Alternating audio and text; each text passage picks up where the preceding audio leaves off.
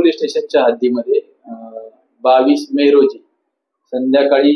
4 ते 7 वाजेच्या दरम्यान उदय तामसे राहणार गंगोत्री सोसायटी सेक्टर 3 नेरूळ यांच्या घरी चोरी झाल्याची कंप्लेंट आपल्याकडे आली होती। त्याच्यामध्ये जवळपास 35 लाख रुपयाची सोने आणि कॅश अशी मिळून चोरी झाली होती। त्यानुसार आपण आपल्याकडे 294/25 घरफोडीचा गुन्हा दाखल केला होता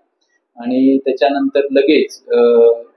त्याच्यामध्ये senior PI नाईपडे, PI crime Dhadge आणि त्यांच्या डीबीची टीम पीएसआय बच्चाव आणि पीएसआय ठाकरे यांनी लगेच त्याच्यामध्ये शोध मोहीम राबवून तांत्रिक तपास तसेच गोपनीय बातमीदार यांच्या मदतीने 23 तारखेला एक आरोपी दिनेश कुमार सोनी आणि 25 तारखेला दुसरा आरोपी असलम कुरेशी या दोघांनाही ताब्यात घेतलं होतं आणि त्यांनी या गुन्ह्याची कबुली दिलेली आहे। याच्यामध्ये एकूण 35 लाखाच्या मुद्देमालापैकी आपण जवळपास 9 लाख कॅश आणि 15 तोळे सोने असे जवळपास 16 लाख रुपये किमतीचा मुद्देमाल आपण रिकव्हर केलेला आहे।